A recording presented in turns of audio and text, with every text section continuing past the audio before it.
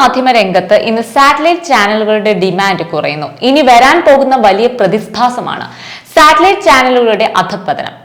ഇനി ഒരു കുറച്ചു വർഷത്തിനുള്ളിൽ സാറ്റലൈറ്റ് ചാനലുകൾ പൂർണ്ണമായും ഇല്ലാതാകുമെന്ന് പറയാം. അതിനൊരു തെറ്റില്ല. കാരണം ഡിജിറ്റൽ മീഡിയയുടെ വരവോടുകൂടി പൂർണ്ണമായിട്ടും നിൽക്കാൻ പോകുന്ന ഒന്നാണ് ഈ സാറ്റലൈറ്റ് ചാനലുകൾ. ഒരു ഉദാഹരണം പറയാം. ധ്രുവ് റാത്തെ എന്ന യൂട്യൂബ് ജേർണലിസ്റ്റിനെ അറിയാത്തവരായിട്ട് ആരും കാണില്ല. ഇന്ന് ശക്തമായ കണ്ടന്റ്സ് കൊണ്ട് മാധ്യമ രംഗത്ത് മറ്റുള്ളവർക്ക് ഭീഷണിയായി മാറിയിരിക്കുകയാണ് ധ്രുവ്. 17 മില്യൺ ഫോളോവേഴ്സ് ഉള്ള ഒരു ചാനൽ. ഇന്ത്യയിൽ മറ്റൊരു മാധ്യമ ചാനലിനും ഇത്തരത്തിൽ വ്യൂവേഴ്സിനെ ഉണ്ടാക്കിയെടുക്കാൻ സാധിച്ചിട്ടില്ല. ഒരു വർഷത്തെ വരുമാനം ധ്രുവിന്റെ 12.5 കോടി ആണ്. മാധ്യമരംഗത്ത് പ്രഗത്ഭന്മാർ ഇപ്പോ ധ്രുവിന്റെ ജേർണലിസ്റ്റിന് മുന്നിൽ കുനിഞ്ഞു എന്ന് തന്നെ പറയാം. വളച്ചൊടിക്കൽ മാധ്യമ രീതിയല്ല ധ്രുവ് പോലുള്ള ചെറുപ്പക്കാരന്റെ മുന്നിൽ ഉള്ളത്.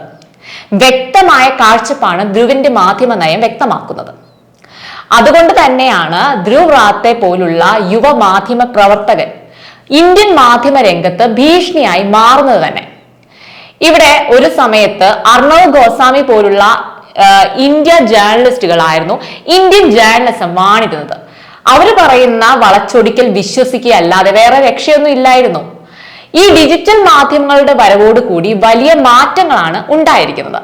ജനങ്ങൾക്ക് പ്രതികരിക്കാനുള്ള ഒരു പ്ലാറ്റ്ഫോമാണ് അവിടെ ഉണ്ടായത്. ഇന്ന് എടുത്തു നോക്കുകയാണെങ്കിൽ എല്ലാ അന്താരാഷ്ട്ര, ദേശീയ, പ്രാദേശിക മാധ്യമങ്ങൾക്കും ഒരു ഡിജിറ്റൽ പ്ലാറ്റ്ഫോം ഉണ്ട്. സാറ്റലൈറ്റ് ചാനലിനേക്കാളും വരുമാനം ഡിജിറ്റൽ മാധ്യമങ്ങൾ വഴി ഉണ്ടാക്കാൻ സാധിക്കുന്നുണ്ട്.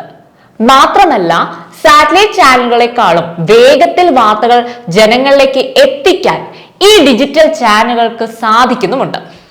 ഡിജിറ്റൽ മീഡിയയുടെ വരവോടുകൂടി പല കാര്യങ്ങളും പെട്ടെന്ന് തന്നെ ഗവൺമെന്റിന്റെ ശ്രദ്ധയിൽപ്പെടാൻ ഡിജിറ്റൽ മീഡിയകൾ വഴി സാധിച്ചിട്ടുണ്ട് എന്ന് തന്നെ പറയാം. ജനത്തിന്റെ ആവശ്യം, പ്രതികരണം എല്ലാം സോഷ്യൽ പ്ലാറ്റ്ഫോമുകൾ വഴി അറിയാമായിരുന്നു അല്ലെ. ടെക്നോളജി മാറുന്നതിനനുസരിച്ച് എല്ലാം മാറിക്കൊണ്ടിരിക്കുകയാണ്. ഇപ്പോൾ കാല് ഉറപ്പിച്ചിരിക്കുകയാണ്. ഇനി വരാൻ പോകുന്ന തരംഗം എന്താണെന്ന് നമുക്ക് ചിന്തിക്കാൻ കൂടി കഴിയില്ല അല്ലെ. അതുപോലെ മാറും. ഇപ്പോൾ തന്നെ ന്യൂസ് റീഡേഴ്സ് പ്രത്യക്ഷപ്പെട്ടു തുടങ്ങി. പറഞ്ഞു വരുന്നത് മാറ്റങ്ങൾ സംഭവിച്ചു കൊണ്ടിരിക്കുകയാണ് മീഡിയ ഫീൽഡിൽ. എല്ലാം ഒരു വിരൽത്തുമ്പിൽ കിട്ടും എന്ന രീതിയിലാണ്. മാധ്യമരംഗത്ത് മാറ്റങ്ങൾ വന്നുകൊണ്ടേയിരിക്കും. ഇന്ന് മാധ്യമധർമ്മം എന്നൊന്ന് ഒരു മാധ്യമങ്ങളും പാലിക്കുന്നില്ല. മതവിദ്വേഷവും ചാനൽ രാഷ്ട്രീയവും മാത്രമാണ് കാണാൻ കഴിയുന്നത്.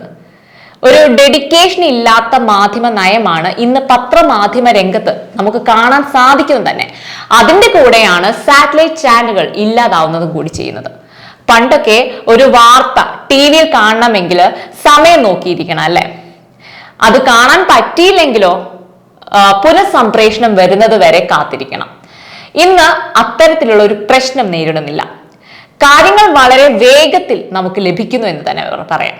ഇനി മാധ്യമരംഗത്ത് തിളങ്ങാൻ ഇന്നത്തെ കാലത്ത് ജേർണലിസം പഠിക്കണമെന്നൊന്നുമില്ല. ഇപ്പൊ ധ്രുവ് റാത്തെ പോലെ ആർക്കും സാധിക്കും.